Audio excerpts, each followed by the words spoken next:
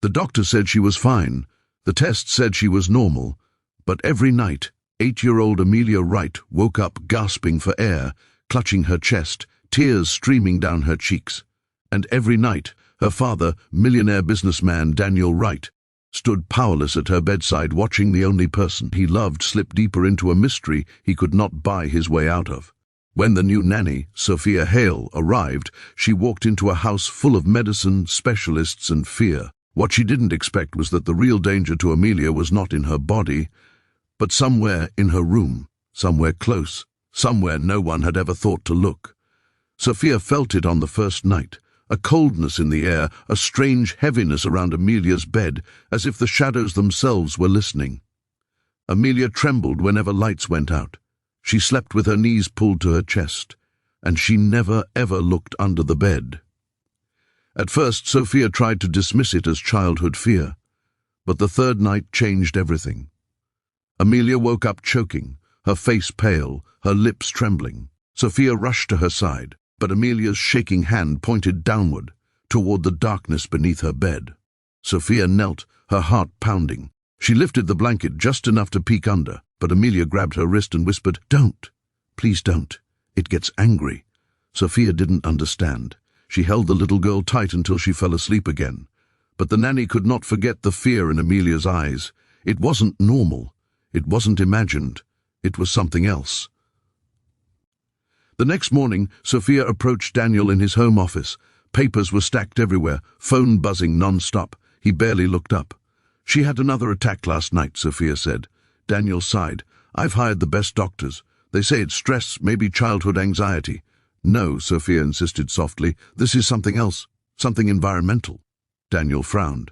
"Like mold, allergens? I've had this house inspected 100 times. I think it's something in her room," she said. Daniel shook his head. "Nannies come and go with theories. My daughter is sick. That's the truth." Sophia left his office with a heavy heart, but not with doubt. She had seen too many children in crisis to ignore her instincts. That night, Sophia sat in the rocker by Amelia's bed, determined not to sleep. The house settled with soft creaks. The clock ticked. Amelia breathed unevenly. For hours, nothing happened. Then at exactly 3:14 a.m., Amelia's breath hitched.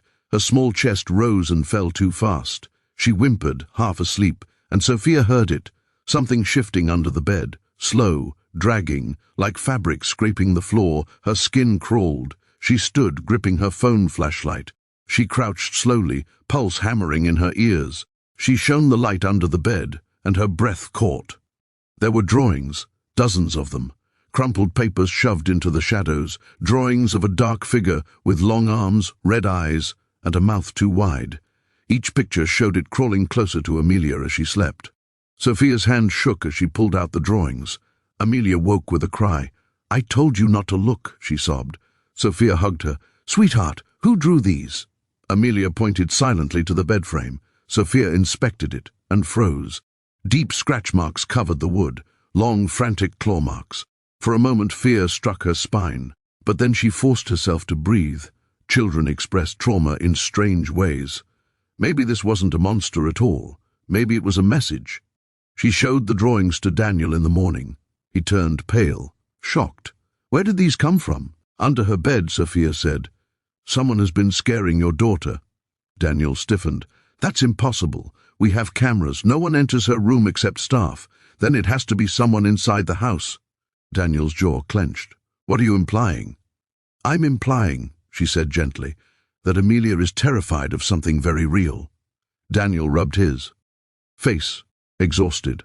"Her mother used to draw like this," he whispered, "before she passed." Sophia's heart sank.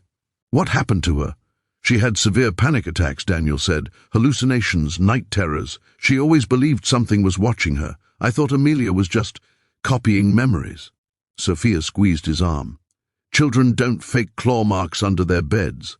Daniel agreed to investigate the staff discreetly, but as the day passed, Amelia grew more withdrawn, her breathing shallow even in daylight. That night, Sophia sat beside her again. She promised herself she wouldn't let anything happen. Hours passed in silence, then a soft sound came, but this time it wasn't under the bed. It was behind the wall, a faint tapping, like someone trying to signal. Sophia stiffened. She placed her ear to the wall. The tapping grew clearer, rhythmic, almost desperate. She pressed her palm flat against the wallpaper. It felt cold, unnaturally cold. She ran her fingers along the surface and felt a slight vibration. A draft, a hidden space. She whispered, "Amelia, has anyone ever gone inside the walls?" Amelia shook her head but then whispered, "Mommy used to say the walls talked to her." Sophia's stomach twisted. This wasn't supernatural, this was structural. Hidden air, mold, pests, or something living inside the walls could be poisoning Amelia. She ran to Daniel's room and shook him awake.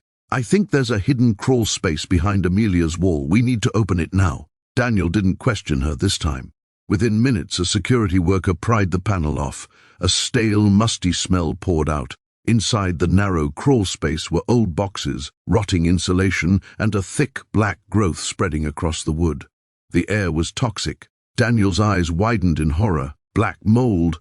This could kill her. Sophia nodded. It explains the breathing attacks, the fear, the hallucinations, the drawings. Her mother's symptoms, too. Daniel dropped to his knees, tears falling. All. These years, I thought it was in her mind. "It was in the walls," Sophia said softly, "hiding, quietly destroying your family." Daniel ordered a full emergency cleanup. Amelia was moved to the guest house. Within 2 days, her breathing eased, her nightmares faded, her color returned. For the first time in years, she smiled. Daniel hugged Sophia with trembling arms. "You saved my daughter. You saw what no one else ever looked for." Sophia smiled back. "Sometimes the scariest things are the ones we ignore." Weeks later, the house was safe again. Amelia ran freely, healthy and glowing. Daniel became a calmer, gentler father, always present, always listening. On a warm afternoon, Amelia tugged Sophia's hand. "You're not just my nanny," she said brightly. "You're the reason I'm alive." Sophia knelt and hugged her. "And you, Amelia Wright, are the bravest girl I've ever known." The story of the millionaire's daughter spread quietly among friends and staff, not as a tale of sickness, but as a reminder sometimes healing does not come from doctors or medicine or money. Sometimes healing comes from paying attention, from looking deeper, and from caring enough to see what others overlook. And sometimes the monster under the bed is real, just not in the way we imagine.